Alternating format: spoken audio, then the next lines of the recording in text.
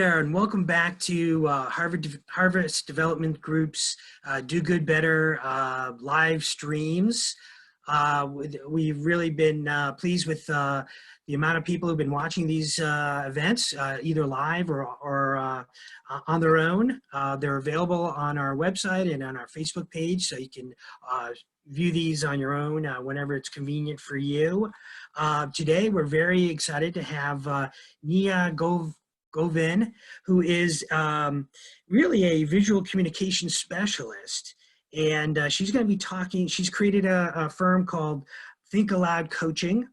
And today she's going to be talking about creativity in crisis. I know a lot of us can get stifled by our creativity gets stifled as we have to work through this COVID-19 situation and the seriousness of it.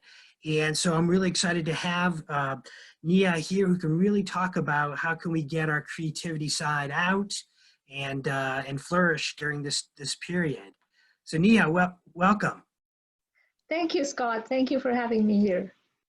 Yeah. So let's talk a little bit about what you're looking to tell us for the next 30 minutes.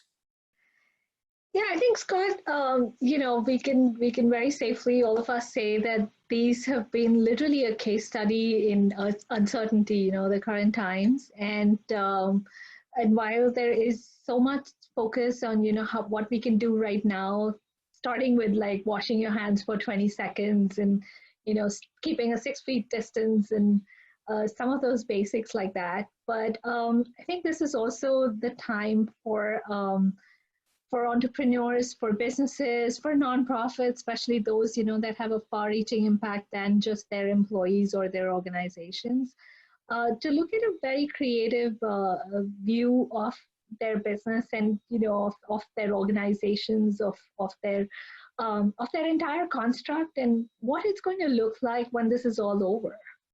So it's literally, the way I look at it, just pick up your binoculars and try to see beyond the 6 months, which we're all hoping that this is going to be. And then what lies ahead? What lies beyond that? Great. And I know that you work with some nonprofits and some startup businesses. And so, what are some of the guidance that you're providing them and thoughts as we talk about creativity and what are some ways we can picture what that would look like? Yeah, I have a sort of a 6-step process that I get everybody to sort of come on board with, and I will share that as we get along in our conversation.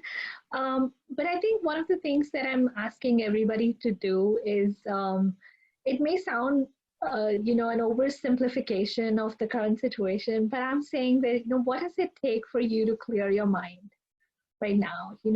That's really essentially the very sort of first step. And once you have that, what is it that your reality will look like when this is all over? Because suddenly we've been faced with this new, how do we work virtually? How do we still stay connected with our employees, with our donors, with our communities?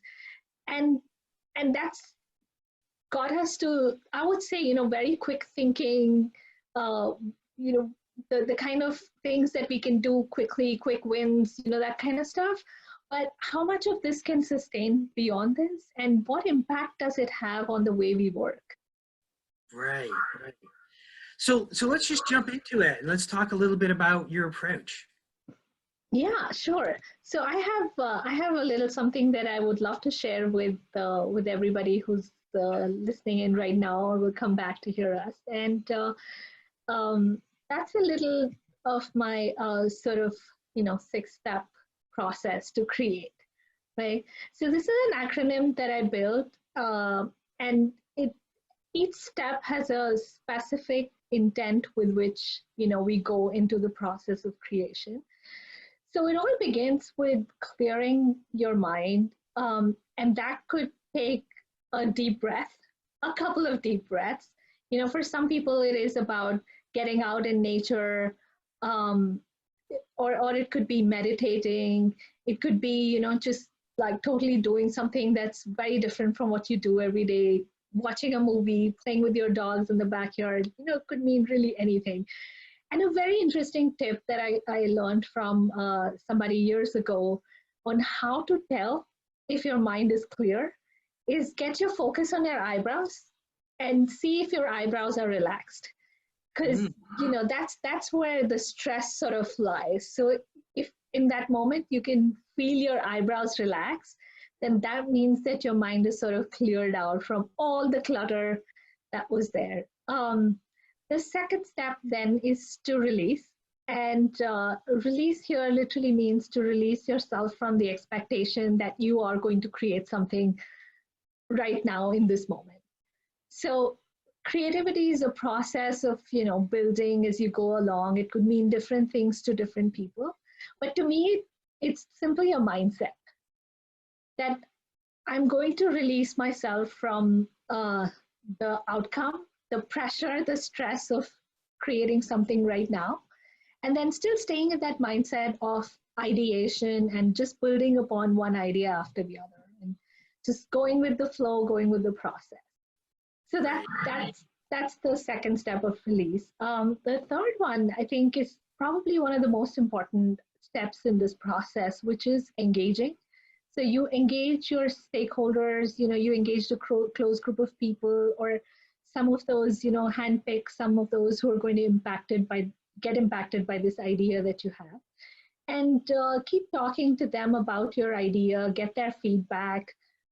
It's so important to sort of, let everything out in this moment. Don't hold anything back, because you really want, your receivers to get a whole picture, a big picture of what your idea is, and then get that feedback. And then that's step 4. You start building that feedback into your idea and give it that final shape of what it's going to look like before you roll it out. So, quick question. So you've cleared your mind. I love the eyebrow, relaxing your eyebrow concept. I love that. And then you're kind of releasing your obligations. And then you're engaging. Are you actually physically talking to your the group you're working with, or are you just picturing them in your mind? No, you actually go out there and speak to people. Start sharing your ideas with that close group. Yes, okay. And solicit some real feedback. Yes. And do you find that using tools like Zoom, and so you can actually see the person you're talking to, helps in this process, or is a phone call fine, or what do you feel is the best way to really connect with who you're working with? It's usually whatever works best. But yes, I mean, if I can see you, I can make eye contact, like that sort of sparks a whole different level of conversation. If not, yes, a phone call. There are several different sort of collaboration platforms that are available. Slack is a good platform where you can share a lot of information and people can look, simply creating a Google Doc sometimes that helps. I've seen people use an app called Voxer, which is almost like a walkie-talkie. You can leave each other voice messages. So literally, anything that works for you in that moment. Yes, we're all sort of using Zoom very, very extensively. It's a very effective platform. So yes, there's nothing better than eye contact. Of course, I'm a hugger, so I love giving hugs to people, but we cannot do that right now. So it's yeah, if I can see you, then that's good too. Great, thanks. Yeah, but great questions there. It gave me something to think about too. And then, of course, step 5, which honestly is my favorite now. I used to be the most fearful of this step, but when I gave it the twist of, just trusting the process, trusting that this idea or, whatever it is that I'm implementing will take me where I'm meant to go. So just roll it out with that trust that, it's gonna work. Or if not, I'm going to fail forward. So whether or not it works, it's still going to get me something, and then I can build on it or change it, or do whatever it takes to get the kind of impact, create the kind of impact that I was looking at. Yeah, let's go back to adapt. I think we maybe breezed over that one real quick. So let's, if you don't mind. Yeah, sure. So the process of adapting really is looking at each piece of feedback that you received, looking at your own experience of having worked with a close group of people for that idea. So let's say, for example, just for the sake of an example, you're rolling out a new social media strategy, right? And Yep. if that's something that you're trying to pick one or two key platforms to work with, let's say, you think Twitter and Facebook are some things that work best for you, right? So when you start to engage your audiences, you find out that only 30% of your audience is on Twitter, right? So Right. you come back and say that, okay, Facebook works fine for me, but what's the other one? So if it's Instagram, Instagram works very differently from Twitter. So, you start to look at, okay, then how do I create like visually engaging content, which is what Instagram works on, versus, those 40-word content, which I was working on all this while because Twitter was my focus. So adapting really is, coming back to that drawing board and looking at what can be some of the quick fixes that I can do to then go back to my audiences and serve them in the way that I want to in case of social media strategy. If there's something else, then, you just sort of look at what feedback you got from that close group of people and how you can expand that story to a larger audience when you get there. And what are you finding? Which medium it provides the most creativity? Is it Instagram? Is it LinkedIn? Is it Facebook or Twitter? What do you think? What do you see? That's an interesting question. And as an entrepreneur, I've sort of been asking myself that question too. I think just because of the ease of use, I have to say that it has to be Facebook because I think it's turned out to be like the easiest to use. It integrates a lot of medium. You can very quickly sort of integrate your Instagram to your Facebook feed and so, get that done quickly. LinkedIn still happens to be a little bit more professional. I've seen the tone of LinkedIn changing over the last couple of months with, how our entire workplace situation has changed. So that's been an interesting change to witness as well. Great. Okay, let's go back to your pathway. Yes, Yeah. yes. So once you're done with adapting, like I was saying, trusting step 5 is sort of my favorite process because that's when I see everything unfold. And if I can just, give sort of a little tip here, it helps to look at this whole thing as an outsider. So, it's very difficult to detach ourselves from an idea or a project that we've been working for a really long time. But it helps to detach from that and just, trust in our own abilities that no matter what, we will make it work. And even if it means going back to the drawing board and doing everything all over again, that's still going to be something that, very safely we can say we failed forward. And so, just keeping your focus on the goals that you set out to achieve. Excellent. Okay, So great. that for me is step 5, and of course, step 6 is really when you celebrate and you enjoy the success of what you've created. Um, you pick up lessons that you learned. You pick up, just the whole experience and how you can use this experience of creating something new the next time that you're in the process again. But it's really just taking the moment, giving yourself a pat on the back and saying that, I did it. Great, great. And then you're going to kind of walk us through a little bit more in depth?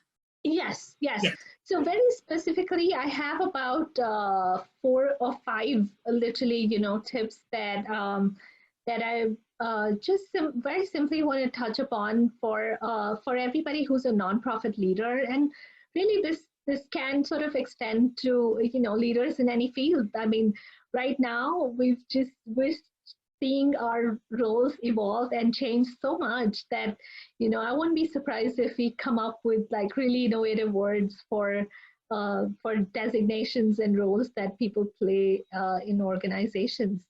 Um, so the very first one that I want to talk about, especially for nonprofits, it's cliched as it may sound, but literally like it all begins home. So charity begins at home. So you're just at this time, like it is that time, even if you've never done this or you've done this forever, it is the time for some self-care. It is time to focus on yourself. um, so just whatever it takes to sort of not let the virus come close to you.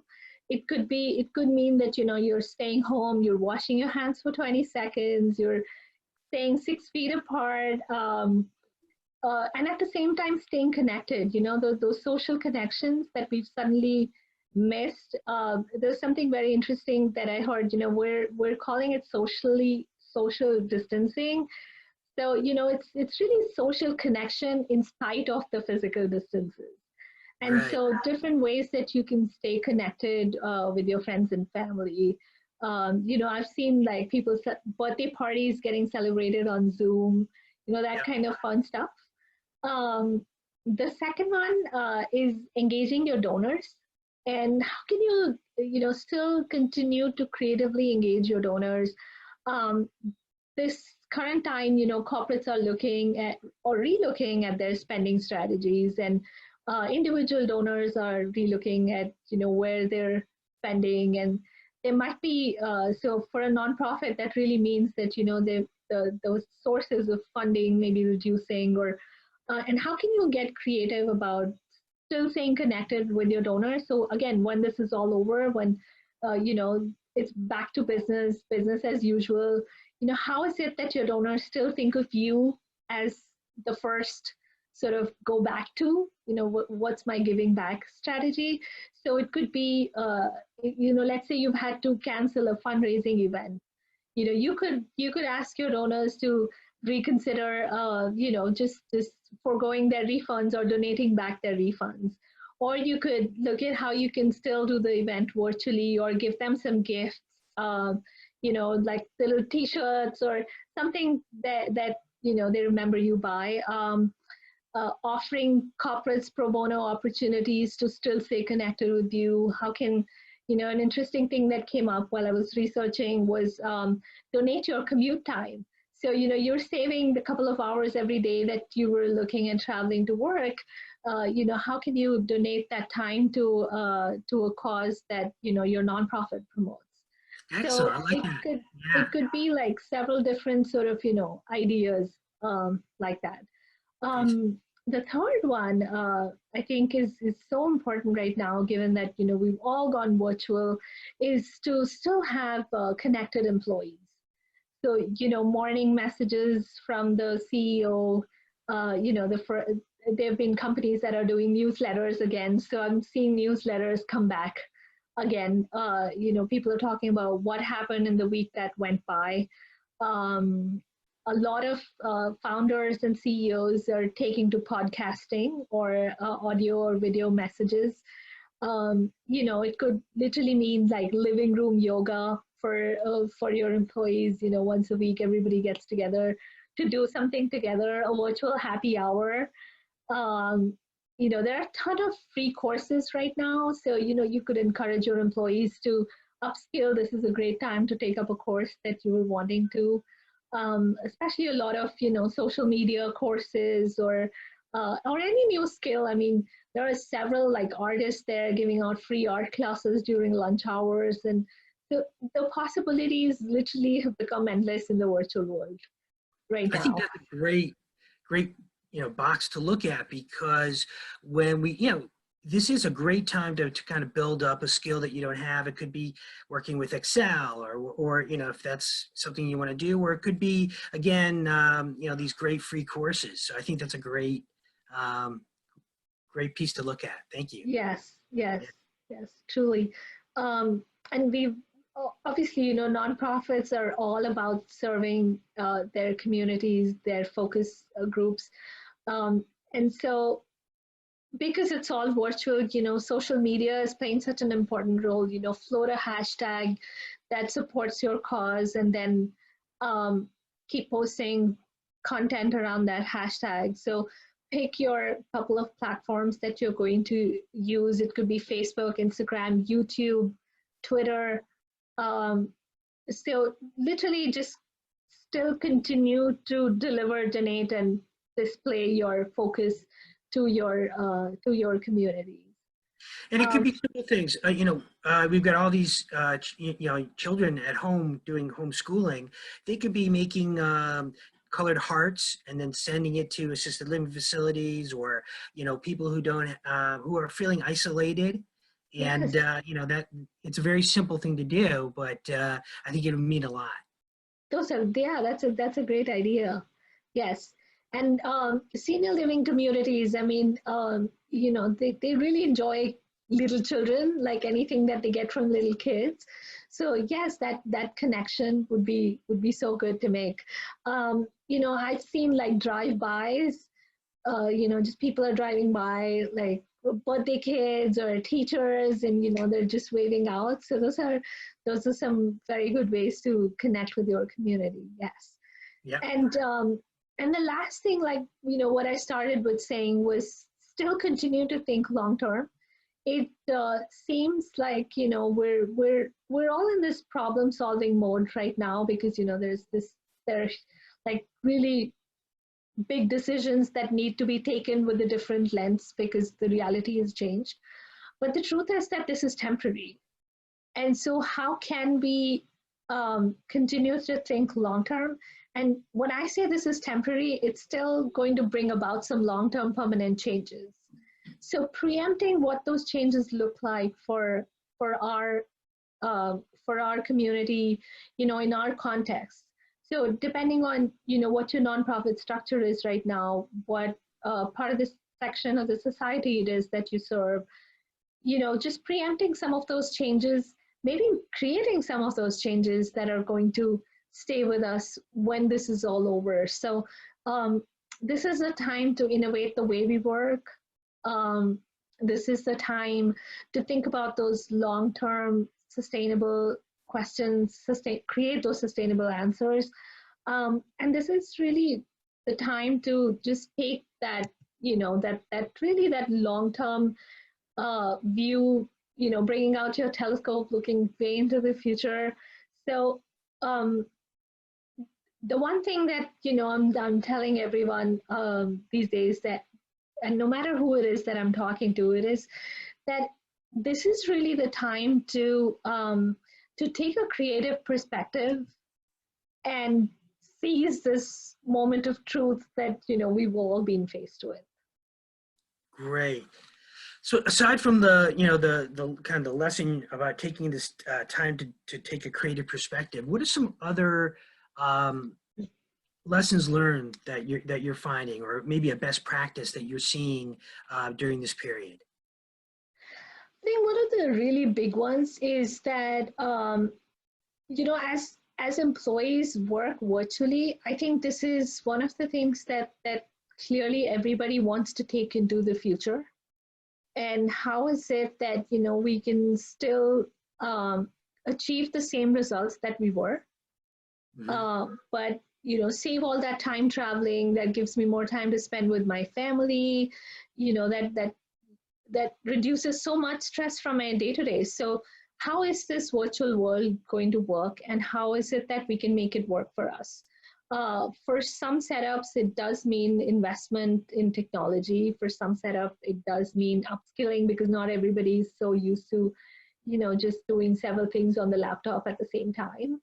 Right. So yes, working virtually is going to be, I think, the skill of the future. I mean, it's interesting how, children are learning digitally now, and they're getting used to, that there are other things that we can do with an iPad, just, not just play on it. So I think it's just the whole digital revolution has taken a new turn, and that's something that's going to stay for sure. So how is it that we can take our businesses, our work, our employees virtual and stay with that? And I think in the same vein, you go back to the number one, the self-care. Sometimes it's really important for us to kind of unplug and close the laptop, shut the phone down, whatever it might be, the iPad that we're working on, and not be connected, and take some time to focus inward, or focus on your family, or whoever's with you, and not be reading about new situations emerging in maybe New York City or other places, Love but that. Yeah. disconnect or unplug for a little while. I think that's Yeah. really Yeah. important that we should be thinking about. That's interesting. Yes. While connection is true, disconnection is as true as that. Yeah, yeah. Very correct. So, we've got about a couple minutes left. Are there, any maybe case studies that you can talk to us about? Maybe work you've done with a nonprofit where you've looked at this creativity platform and some of the results that you've seen. Yes, I would love to, talk about my experience of having worked with Girls Inc. We were just talking about that before. Yeah. Um, and I think, again, the way Girls Inc. operates is that they have girls of several different age groups that come to them. And, um, and, and the way learning and how it stays with children and with adults too. When you're learning through pictures, when you're learning through visuals, and so one of the things that I see as these girls are getting older is that we don't trust our drawing. I'm not an artist; I cannot draw. So that's something that I hear a lot from people in general. And I always give them the same example. It's like you give a toddler a spoon and she will find like 100 different things to do with it and not Right. just the most obvious. So it's just adapting that sort of mindset, the toddler mindset as I call it, for sort of learning everything. And that's something that I extended at my work at Girls Inc. too. So just getting a very hands-on with things. And it's not just drawing. You could be doing a lot of things that could be creative. So it's not just creating something with your hand, it could really be just coming up with a totally different solution to a problem. Sometimes, when I work with people, we do a lot of work with Legos, and even with adults, and how Legos, how interesting that is. We just forget about time. Everything sort of goes by so quickly, and then the things that come up. So sometimes, problem solving itself, like I say that you are a creative person. Like, if you're a human being, then you are creative. There's no denying that at all. And with anywhere that I work with, that's one of the things that I take to them. And so when you open yourself up to possibilities, then, that's when sort of your left and the right parts of your brain sort of work together. And that gets you so much more fulfillment in the process of learning. Do you find that as people go into the professional world and then go into the adulting phase, that they actually stifle their creativity or avoid it, thinking that it's not a skill that's going to help them? Yes. I think what happens is that, we just tell ourselves that I don't have time for this. And that's a story that, sort of gets repeated in our head for everything. So whether it's, picking up a new hobby or reviving an old one, I'm always thinking that I don't have time for this. And so it's, when you work on a creative project, that stimulates the right lobe of your brain. And sort of even scientifically, it helps the clutter in your left brain sort of get more linear in its thinking rather than, just the confused sort of thought process that we have for everything. So the first step that I usually, tell people to do is translate your mind onto the paper and try to draw it. Because when you draw it, you see it. And sometimes when you see it, like, that's not what seems to be the story in my head. And so, that's how you start to kind of resolve that problem better. Sure. Excellent. Well, this has been great. Again, I think this is a great time for all of us to really get in touch with our creative sides and really think, as the expression, outside the box. Yes. As we're trying to find solutions and ways to move our organizations forward. So Neha, how can people get in touch with you? What's the best way My for them? I can share my email address. It's right here Excellent. at the bottom. Yep. And that's the great way to get in touch with me. And, very interesting. You just said that it's time for us to think outside the box. Like just yesterday, I was thinking that it's almost like it's time for us to redesign the box. You're right. Right. Absolutely. That's a great way to think of it. Well, and then again, if you've got any questions, you can send them to the Harvest Development Group, either via Facebook or email address at roots@harvestdevelopmentgrp.com, and we can also get those to Nia as well. So I want to thank you for presenting. We'll be back on Monday with another Do Good Better session, and wish everyone a great weekend. So take care. Thank you, and Thank be your you. creative best, everybody. Yep. Thanks.